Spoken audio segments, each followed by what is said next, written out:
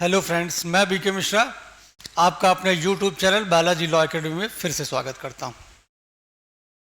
आज हमारे पास जो चैप्टर है इसका पहला पार्ट पहले ही अपलोड कर दिया गया है। परिवाद अर्थात शिकायत, इंग्लिश में इसको कंप्लेंट कहते हैं। आज हमको जो कवर करना है उसका हम एक बार ओवरव्यू ले लेते हैं, समझ लेते हैं आज हमको क्या क्या चीज़ें कवर करनी है। यहाँ से सेक्शन 2 सब क्लॉज डी एक linking section, sub section 190, section 200, section 201, section 202, section 203 and section 204। आज हमको इतनी चीज़ें कवर करनी हैं। इसमें हम लोग क्या क्या कवर कर चुके हैं अपने पिछले वीडियो में, ये समझ लेते हैं। तो सेक्शन 2D को डिफाइन कर दिया है। आप चैनल पे जाइएगा, आपको पुराने वीडियो यहाँ से मिल जाएंगे। उसके बाद एक वीडियो बना है सेक्शन 190 कॉग्निजेंस का, संज्ञान का। चूंकि यहाँ पे भी परिवाद का नाम आता है इसलिए इसको पढ़ना और जानना बहुत ज़रूरी है। संज्ञान कर लिया हमने। फिर आज हमारे पास जितने सेक्शन हैं वो ये हैं।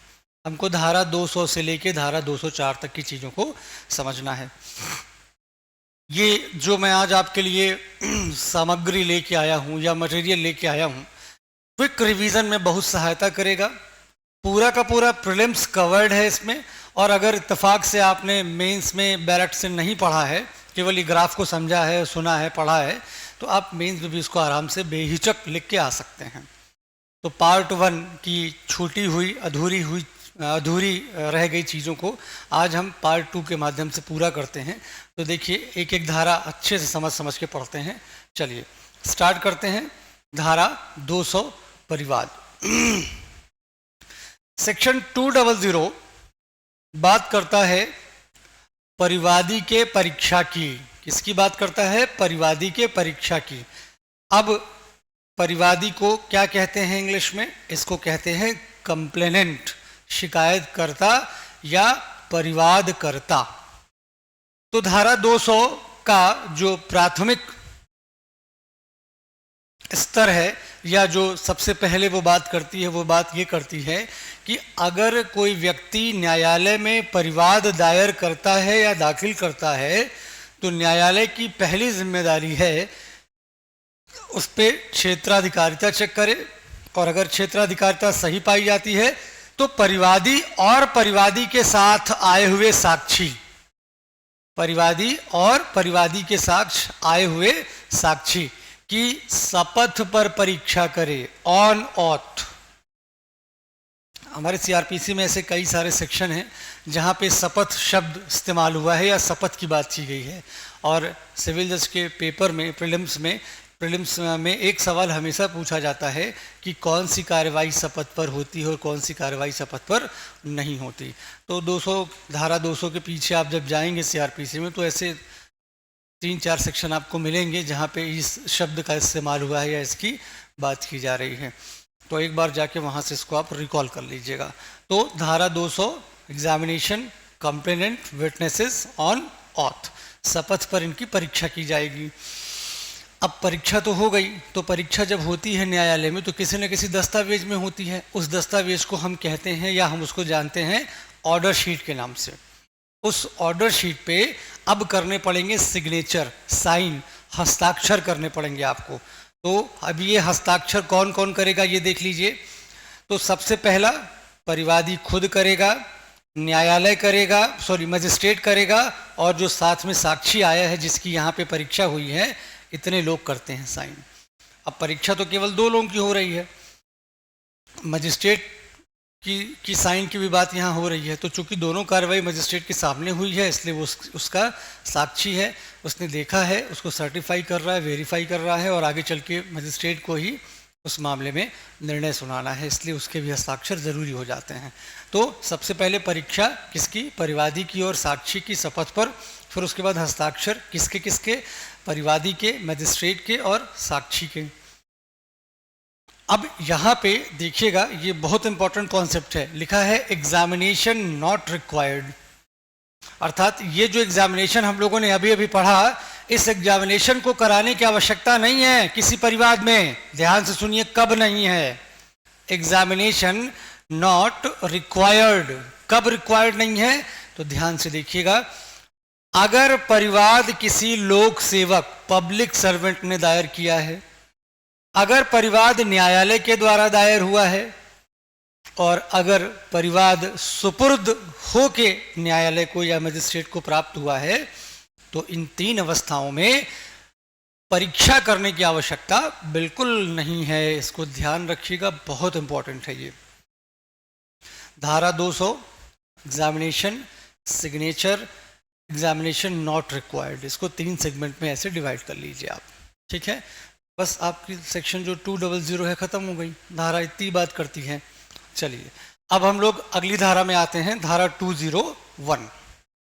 सेक्शन 201, सेक्शन 201 कहता है, इफ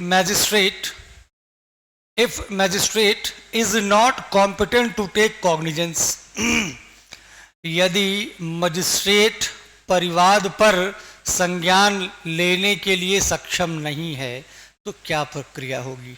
तो याद करिए, जब हम 2D पढ़ते हैं, सेक्शन 2D CRPC अर्थात परिवाद की परिभाषा, वहाँ पे यह स्पष्ट रूप से कहा गया है कि परिवाद या तो लिखित या मौखिक दायर किया जा सकता है। मतलब धारा 201 में आगे जो भी चर्चा करने जा रहे हैं उसका जो बेस है वो सेक्शन 2D है।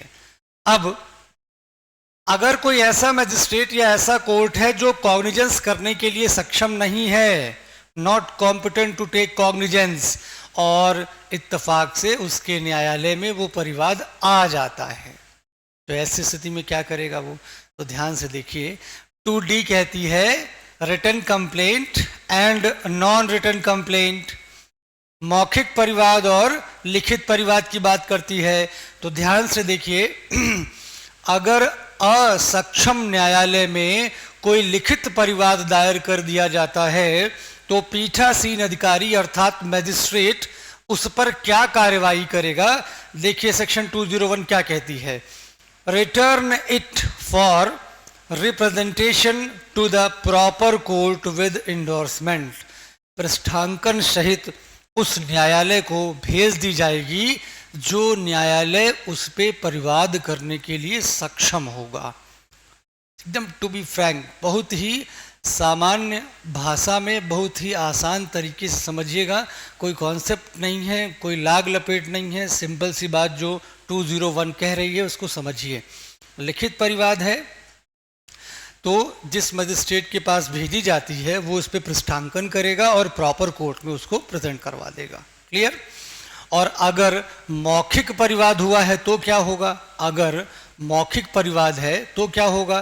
तो अगर मौखिक परिवाद है तो direct the complainant to the proper court, फिर वो न्यायालय कहेगा कि सुनिए मिस्टर परिवादी, मैं इसको लेने में सक्षम नहीं हूं, कृपया आप उचित न्यायालय में जाएं। उचित न्यायालय कौन सा है? जो कंसर्निंग जुरिडिक्शन होगा उसी को बता दिया जाएगा उसको।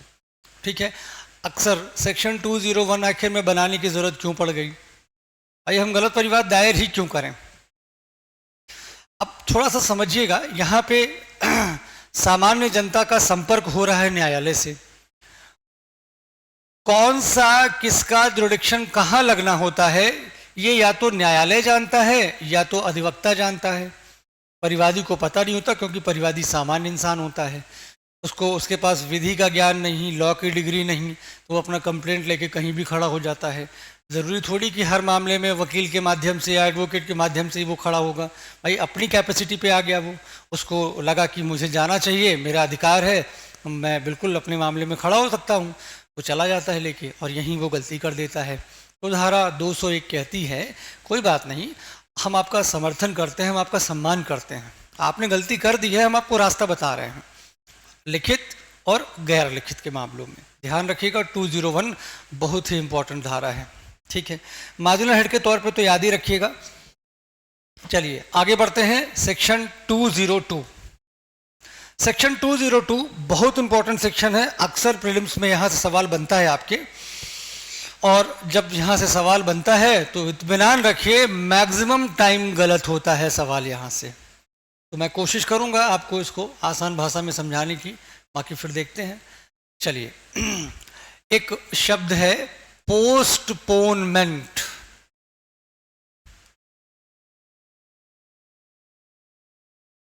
पोस्टपोनमेंट, मुलतवी। मुलतवी, मुलतवी उर्दू शब्द है, चूँकि मुग़ल शासन के बाद ब्रिटिश पीरियड आया और ब्रिटिश ने तात्कालिक तौर पे मुग़ल पीरियड में जो क्रिमिनल लॉ चल रहा था उसी को लागू किया था, उसमें कोई परिवर्तन नहीं किया था। इसलिए हमारे कानून में बहुत सारे उर्दू शब्द आपको मिलेंगे। तो मुलतवी एक शब्द है जिसकी इंग्लिश होती है पोस्टपोनमेंट करना। मैं आपको सामान्य भाषा में समझा देता हूँ। पोस्टपोन मतलब कार्यवाही को रोक देना, ठीक है। अब कार्यवाही रुकती कैसे है? तो जैसे मान लीजिए कि मैं आज किसी प्रोजेक्ट पे काम कर रहा हूँ, या मैं बीइंग ए मजिस्ट्रेट आज कोर्ट में बैठा हूँ और मैं कोई कार्रवाई बढ़ा रहा हूँ या कार्रवाई करने का प्रयास कर रहा हूँ। सामने से ऐसी मांग आ रही है कि सर मामले में फला समस्या हो गई है, प्लीज़ आज कार्रवाई रोक दीजिए। तो अब बीइंग ए मजिस्ट्रेट मेरी क्या जिम्मेदारी बनती है कि कोई बोल देगा मैं मान लूँगा क्या? फिर मैं भी फाइल देखूँगा, भाई उसमें क्या कमी है, क्या नहीं लगा है, क्या लगना चाहिए। अगर मुझे लगता है तो मैं कार्रवाई को पोस्टपोन कर सकता हूँ, ठीक है। तो देखिएगा ध्यान से, यहीं पे कॉन्सेप्ट आपको जनरेट करना है। अगर पोस्टपोन करने के लिए मामले में कोई इंक्वायरी करनी है, कोर्ट खुद करेगा। इंक्वायरी करनी है तो कोर्ट खुद करेगा। अब कोर्ट इंक्वायरी खुद क्यों करेगा? क्योंकि इंक्वायरी जुडिशियल प्रोसेस है और जुडिशियल प्रोसेस न्यायालय ही करता है, ध्यान रखिएगा। और अगर ऐसा लग रहा है कि इंक्वायरी से चीज़ें क्लियर नहीं हो रही हैं, हमको उस मामले में इन्वेस्टिगेशन भी कराना है, तो एक काम करिए, इन्वेस्टिगेशन कराना है तो डायरेक्शन दीजिए पुलिस को, आदेश करिए, पुलिस ऑफिसर को आदेश करिए फला परिवाद में इन्वेस्टिगेशन पूरी करो या इन्वेस्टिगेशन करो। या अगर पुलिस नहीं है, आप किसी और बॉडी से करवाना चाहते हैं, आप उनको भी आदेश कर सकते हैं व्यक्तिगत रूप से भी, ठीक है। तो कार्रवाई को पोस्टपोन करना है तो पहले मैटर समझ लीजिए। इंक्वायरी करने लायक मामला है तो खुद करिए, अन्वेषण करने लायक मामला है तो किसी पुलिस से कराइए या किसी अन्य व्यक्ति से कराइए या अन्य किसी संस्था से कराइए। फिर अब ध्यान रखिएगा, अगर कार्रवाई को पोस्टपोन करना चाह रहे हैं और आपको लग रहा है, ऐसा मामले को पढ़ के ये प्रतीत हो रहा है कि मामला tribal by court of session है, कि इस मामले में तो विचारण करने का अधिकार ही नहीं है मुझे, मेरे बॉस को है, सत्र न्यायालय को है, तो एक काम करिए, आपसे बड़ी कोर्ट है, बुजुर्ग हैं, बड़े हैं, बहुत ज़्यादा काम है, थोड़ा सा सम्मान करिए। तुरंत लगे हाथ परिवादी को और साक्षी को बुला लीजिए और उनकी शपथ पर परीक्षा कर लीजिए। क्या करेंगे? देखिए, अगर मामले में आप खुद कॉम्पिटेंट हैं ट्रायल करने के लिए तो आपको ये दो काम करना है, ये दो काम करना है। अगर मामले में आप खुद कॉम्पिटेंट हैं ट्रायल करने के लिए तो ये दो काम करिए।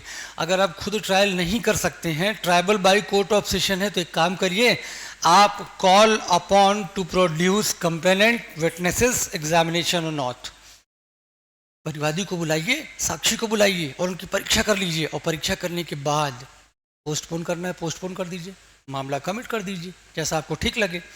चलिए, इसमें कुछ अपवाद हैं, उनको समझ लेते हैं। अपवाद क्या है? नो इन्वेस्टिगेशन ऑर्डर, ये जो ऑर्डर है, ये वाला ऑर्डर आप नहीं करेंगे, पहली स्थिति है। Tribal by court of session, वहां आपने देख लिया, यहां आपने tribal by court of session है तो क्या करना है आपको? पोस्टपोन नहीं करना है आपको, ये करना है आपको। इसका अपवाद, no investigation order triable by court of session, complaint not made by court unless complainant and witnesses have been examined on oath. यदि न्यायालय के द्वारा परिवाद नहीं हुआ है, पीछे हम लोगों ने सेक्शन में पढ़ा था ना, परीक्षा नहीं करेंगे यदि परिवाद न्यायालय के द्वारा किया गया है। तो अगर परिवाद न्यायालय के द्वारा नहीं किया गया है और आपको लग रहा है कि इन्वेस्टिगेशन करना ज़रूरी है, तो जब तक परिवादी और साक्षियों की परीक्षा नहीं कर लेंगे तब तक इन्वेस्टिगेशन का ऑर्डर नहीं करेंगे, अर्थात पोस्टपोन की कार्रवाई वहीं पे लागू कर देंगे आप। ठीक है, इसको ध्यान रखिएगा। सेक्शन 201 काफ़ी इंपॉर्टेंट सेक्शन है। चलिए हम लोग अपने अगले सेक्शन में आते हैं। अगला सेक्शन बात करता है 203 की। और सिंपल सा कॉन्सेप्ट है, डिसमिसल ऑफ कंप्लेंट, परिवाद का खारिज किया जाना। परिवाद दो ग्राउंड पे खारिज होता है, पहला ऑन मेरिट, दूसरा on technical ground. On technical ground का मतलब कि फीस, टिकट, जो स्टैम्प, ये सब आपने नहीं लगाया या अधूरा लगाया है, जो प्रॉपर लगना चाहिए वो नहीं लगाया, तो वो कोर्ट फीस का विषय है, वो अब आपको वहीं से पकड़ में आएगा। तो सेक्शन 204 सब क्लॉज 4 बात करता है ऑन टेक्निकल ग्राउंड की, और सेक्शन 203 ऑन मेरिट की बात करता है। इन आधारों पे आपका परिवाद जो है वो खारिज हो सकता है और डिसमिस हो सकता है। प्रीलिम्स के लिए काफ़ी इंपॉर्टेंट है, इसको ध्यान रखिएगा। चलिए अगली धारा में आते हैं, धारा 204, इशू ऑफ प्रोसेस, आदेशिका का जारी किया जाना। इशू ऑफ प्रोसेस में आपको कुछ चीज़ों का ध्यान रखना है। तो देखिए, सफिशिएंट ग्राउंड फॉर प्रोसीडिंग, आपको लग रहा है कि मामले में प्रोसेस को इशू करने के लिए पर्याप्त आधार है, तो आप प्रोसेस इशू कर दीजिए। प्रोसेस इशू क्या है ये मैं आपको लास्ट में बताऊंगा, पहले धारा 204 के एलिमेंट्स देख लेते हैं। प्रोसेस, ठीक है, वारंट और समन, आपको जो ठीक लगे आप भेज दो, वारंट समन जो आपको ठीक लगे। अ कॉपी ऑफ कंप्लेंट, जब भी कुछ भी भेजिए, जब भी वारंट भेजिए या समन भेजिए तो उस वारंट की एक कॉपी भी भेज दीजिए, ताकि सामने वाले को पता चल जाए कि उसको न्यायालय में क्यों बुलाया जा रहा है। भाई न्यायालय में जाके खड़ा हो जाएगा, फिर न्यायालय का टाइम वेस्ट होगा। इससे अच्छा समन वारंट जो भी आप भेज रहे हो उसके साथ में परिवार की एक कॉपी भी भेज दीजिए, उसको पढ़ लेगा घर में बैठ के आराम से। जब भी उसको नेक्स्ट डे आना होगा अपनी प्रिपरेशन करके आएगा, तैयारी करके आएगा जवाब देने के लिए। अगला, no fees dismissal of complaint, ये हम लोगों ने पीछे पढ़ लिया है। अगर फीस नहीं जमा की है आपने, वही टेक्निकल ग्राउंड वाला, फीस आपने अगर जमा नहीं की है तो आपका जो कंप्लेंट है वो डिसमिस कर दिया जाएगा। अब एक सवाल आता है, इशू ऑफ प्रोसेस, ये प्रोसेस क्या होती है?